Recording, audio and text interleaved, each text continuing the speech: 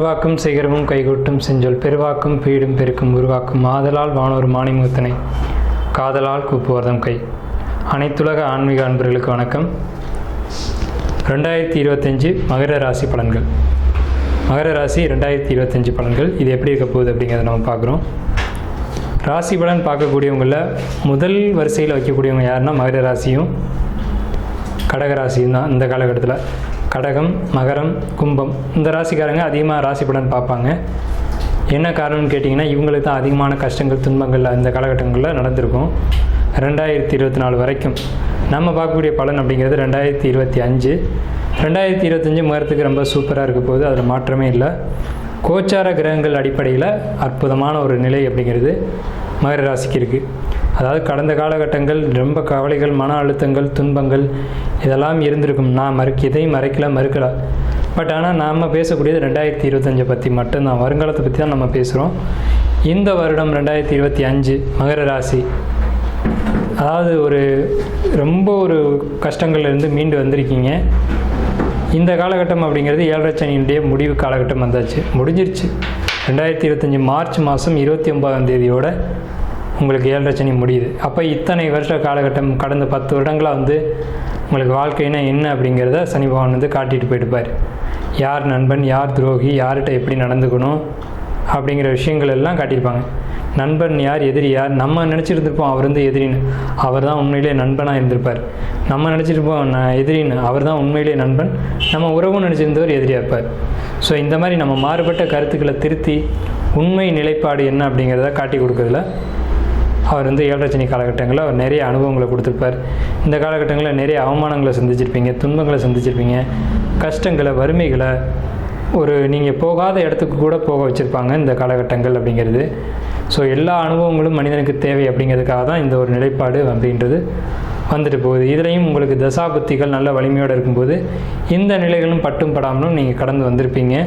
So 2025 பொறுத்த வரைக்கும் 1/1/2025 தேதி அப்படிங்கிறது புத்தாண்டு பிறக்கக்கூடிய இந்த நாள்.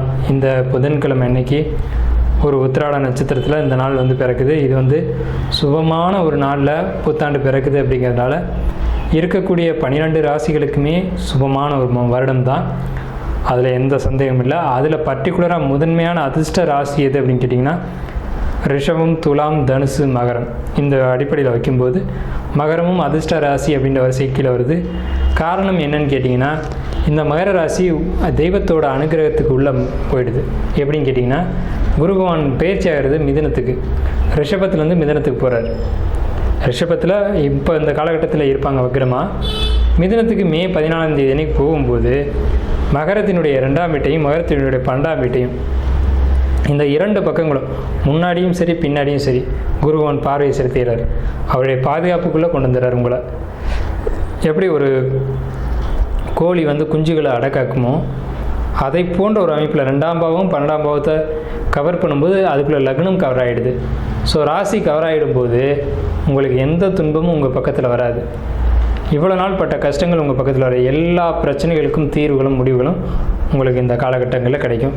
பாதச்சனி முடிவுக்கு வந்துட்டீங்க. பாதச்சனி முடியும் போது உங்களுக்கு நல்ல விஷயங்கள் நடக்கணும் அப்படின்ற ஒரு அமைப்பு உண்டு. என்ன நல்ல விஷயம் அப்படின்னு கேட்டிங்கன்னா இது நாள் வரைக்கும் எனக்கு தொழில் இல்லைன்னு சொன்னவங்களுக்கு தொழில், குழந்தை இல்லைன்னு சொன்னவங்களுக்கு குழந்தை, திருமணம் இல்லைன்னு சொன்னவங்களுக்கு திருமணம், வாழ்க்கைக்கு தேவையான நீண்ட நாள் விஷயங்கள் என்ன இருக்கோ அதை கொடுத்துருவாங்க.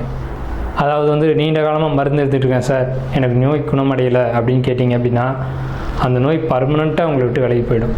அதுக்கான மருந்து முறைகள் உங்களுக்கு அவ்வளோ எளிதில் ஒரு மருத்துவர் மூலமாக உங்களுக்கு அது கிடைக்கும். ஸோ இது ஒரு விஷயம். தொழில் ஆரம்பிக்கலாமா அப்படின்னு கேட்டால் கண்டிப்பாக இந்த காலகட்டத்தில் தொழில் ஆரம்பிக்க கிரகங்கள் வைக்கும். ஏன்னு கேட்டிங்கன்னா உங்கள் ராசிக்கு 10ஆம் இடம் என்பது துலா ராசி. அந்த ராசியை குரு பகவான் தன்னுடைய 5ஆம் பார்வையாக பார்க்குறாரு. குரு பகவான் பார்க்கக்கூடிய இடங்கள் விரிவடைஞ்சிக்கிட்டே இருக்கும். ஸோ 10ஆம் இடம் அப்படின்ற தொழில் ஸ்தானத்தை பார்க்குறதுனால தொழில் விரிவடையும், தொழிலில் முன்னேற்றங்கள் விரிவடையும், தொழிலில் பெயர், புகழ், அந்தஸ்து, கௌரவம் இது கிடைக்கும். புதிய தொழில்கள் ஆரம்பிப்பீங்க, பிரான்ச்சஸ் ஆரம்பிப்பீங்க. இது நாள் வரைக்கும் தொழிலுக்காக பட்ட கடனை கட்டுவீங்க, கடன் அடைச்சி வெளியில் வருவீங்க. கடன் நம்மளால் கட்ட முடியுமா, சாத்தியம் இருக்கான்னு நினச்சவங்க, சாத்தியமே இல்லைன்னு நினச்சவங்க கூட இந்த கடனை கட்டிட்டு வெளியில் வருவீங்க. ஒரு நிம்மதியான ஒரு நிலையோடு இந்த கடன்லேருந்து வெளியில் வருவீங்க. அப்படின்றதுல எந்த அளவு மாற்றம் இல்லை. ஸோ உங்களுக்கு நடக்கக்கூடிய விஷயங்கள் புதிய சொத்து சேர்க்கை, புதிய வாகனம், வண்டி சேர்க்கை, அதே மாதிரி வீடு வாங்கக்கூடிய யோகம் அப்படிங்கிறது இருக்குது. மாணவர்கள் பொறுத்த வரைக்கும் படிக்கக்கூடிய மாணவர்களாக இருந்தீங்க அப்படின்னா கடந்த காலகட்டங்களில் படிப்பு தடையானது உண்மைதான். ஆனால் அந்த படிப்பை மீண்டும் எடுத்து செய்யக்கூடிய அமைப்பு அப்படிங்கிறது 2025 உண்டு. ஸோ என்ன காரணத்துக்காக படிப்பு தடையாச்சோ அந்த காரணம் சரியாகி மீண்டும் படிக்க ஆரம்பிப்பீங்க. ஸோ உங்கள் படிப்பு இதுக்கு மேலே கண்டினியூ ஆகும். கண்டினியூ ஆனது மட்டும் இல்லை, நல்ல மார்க் இந்த 2025 ஸ்கோர் பண்ணுவீங்க. பர்டிகுலராக 10th 12th இந்த மாதிரி முக்கியமான எக்ஸாமுக்கு வெயிட் பண்ணிகிட்டு இருக்கக்கூடியவங்களுக்கு, அதே மாதிரி அரசாங்க தேர்வுக்கு வெயிட் பண்ணக்கூடியவங்களுக்கு அரசு வேலை நிச்சயமாக கிடைக்கும், மாற்றமே இல்லை. எத்தனை மகர ராசி இருக்கீங்களோ எழுதி வச்சுக்கோங்க, அரசு வேலை இந்த ஆண்டு உங்களுக்குத்தான், மாற்றமே இல்லை. மகரமே ஒரு அரசு வீடு தான். ஸோ அதனால தான் அங்கே செவ்வாய் பகவான் உச்சமடைகிறார். ஸோ உங்களுக்கு அரசு வேலை காத்துக்கிட்டு இருக்கு.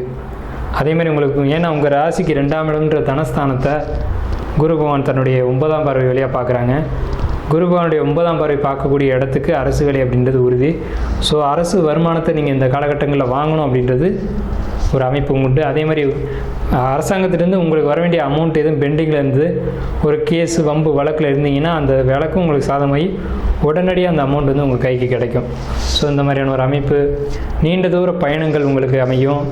அதே மாதிரி கோயில் வந்து போய் விசிட் பண்ணக்கூடிய ஒரு அமைப்பு, நீண்ட தூரம் பயணம் செஞ்சு ஒரு கோயிலை போய் ஆலய தரிசனம் பண்ணிட்டு வரக்கூடிய ஒரு அமைப்பு, குடும்பத்தோடு போகக்கூடிய ஒரு அமைப்பு அப்படிங்கிறதெல்லாம் இந்த ஆண்டு உங்களுக்கு மகர ராசிக்கு உண்டு. ஸோ அந்த மாதிரி போங்க. அந்த மாதிரி போகும்போது குடும்பத்தில் ஒரு சந்தோஷம், மகிழ்ச்சி, குடும்பத்தில் ஒரு சுப நிகழ்ச்சிகள், அதேமாதிரி ஒரு குழந்தை தரிக்கிறது, இந்த மாதிரியான சுப விஷயங்கள் அதன் பொருட்டு ஏற்படும். ஸோ அதை பயன்படுத்தி வெற்றி அடையணும். ஸோ உங்களுக்கு இது நாள் வரைக்கும் இந்த கஷ்டங்கள் போகட்டும், இனி வரக்கூடிய வசந்தத்தை வரவேற்கலாம். அதே மாதிரி உங்கள் சுய ஜாதகம் அப்படிங்கிறது ஒரு முக்கியமான ஒரு விஷயம். உங்களுக்கு தசாபுத்தி எப்படி இருக்குது அப்படின்றதையும், அந்த தசாபுத்தியினுடைய பாதிப்புகள்லேருந்து எப்படி வெளியில் வரலாம் அப்படிங்கிறதையும் உங்கள் பக்கத்தில் இருக்கக்கூடிய ஜோசியரை அணுகி உங்களுடைய ஜாதகத்தை கொடுத்து நீங்கள் பலன் கேட்டுக்கோங்க. எப்போவுமே மகர ராசிக்கு நான் சொல்லக்கூடிய விஷயம் ஒன்று தான், குருமார்கள், ஜோதிடர்கள் முக்கியமானவங்க, அவங்கள்ட்ட வந்து நீங்கள் கொஞ்சம் அனுசரித்து நடந்துக்கணும். ஏன்னா அவங்களுடைய ஆசீர்வாதம் இருந்துச்சு அப்படின்னு சொன்னாலுமே உங்களுக்கு வந்து ரொம்ப ஒரு பாசிட்டிவான விஷயம். ஏன்னா உங்களுக்கு 9ஆம் வீடு கன்னி வீடாக வரும். ஸோ கன்னி வீடு அப்படிங்கிறது உபதேசிக்கக்கூடிய குருமார்களை குறிக்கும். ஸோ அவங்கள்ட்ட போய் ஆசீர்வாதம் வாங்கிறது அப்படிங்கிறது ரொம்ப ஒரு அற்புதமான விஷயம். எப்போவுமே ஞானிகள் படிப்பதில்லை அப்படின்னு சொல்லுவாங்க. ஏன்னா புதன் கன்னி வீடு வந்து ஞானமுடைய வீடுன்னு அர்த்தம். ஞானிகள் படிப்பதில்லை. இப்போ ஒரு மகான் எடுத்துக்கிட்டோம் அப்படின்னா ராகவேந்திரரோ ஆதிசங்கரரோ எங்கேயும் படித்ததாக நம்ம தெரியல, அவங்க இந்த படிப்பு படித்தாங்க அந்த படிப்பு படித்தாங்கன்றதெல்லாம் தெரியல. ஸோ இந்த மாதிரி குருமார்களை நீங்கள் வழிபட ஆரம்பிச்சிங்கனாவே உங்களுக்கு 7.5 சனி, அஷ்டம சனி, அர்த்தாஷ்டம சனி இதனுடைய பாதிப்புகள் கண்டிப்பாக இருக்காது, அதை உறுதியாக சொல்லலாம். அதே மாதிரி காலபைரவர் வழிபாடு, இந்த மாதிரியான விஷயங்கள் வந்து நீங்கள் 7.5 சனியை கடந்து வந்துட்டீங்க அப்படின்னாலும் கூட நீங்கள் சனியோடைய ஆதிக்கமுடைய வீடு ராசி வீடு அப்படிங்கிறதுனாலையும் நீங்கள் இந்த இதை எடுத்துக்கலாம். ஸோ இதை எடுத்துக்கிட்டிங்கன்னா இது வந்து உங்களுக்கு வாழ்நாள் பரிகாரமாக உங்களுக்கு வந்து பயனளிக்கும்.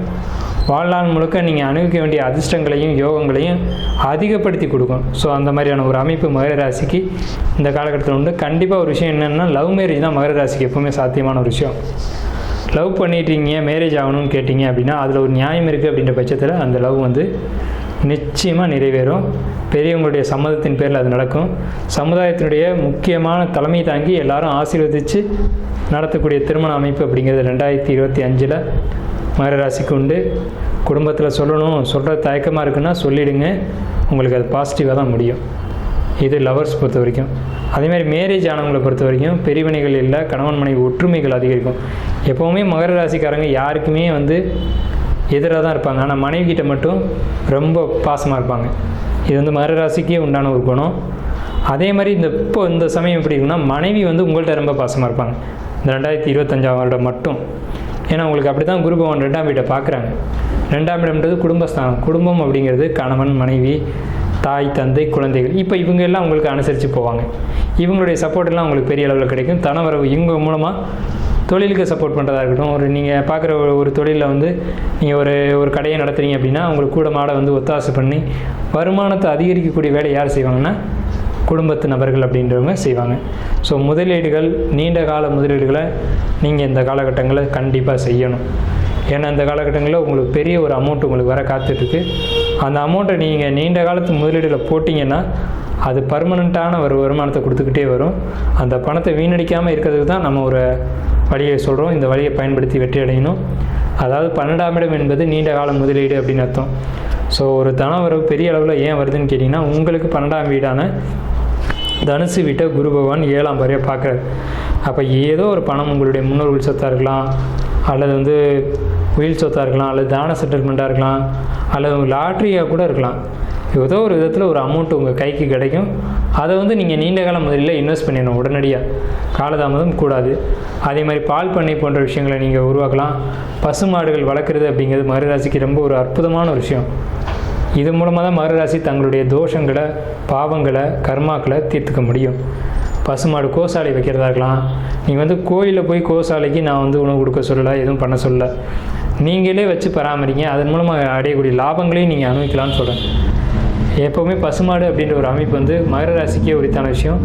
மகர ராசிக்கு யோகத்தை கொடுக்கக்கூடிய ஒரு விஷயம் எதுன்னு கேட்டிங்கன்னா பசுமாடு, பால் மாடு, விவசாயம் தான். ஸோ அதை பயன்படுத்திக்கோங்க. 2025ஆம் வருஷம் மகர ராசிக்கு மிகப்பெரிய வெற்றிகளையும் மிகப்பெரிய யோகங்களையும் சொல்லியிருக்கு. என்னுடைய வாழ்த்துக்களும் நன்றிகளும்.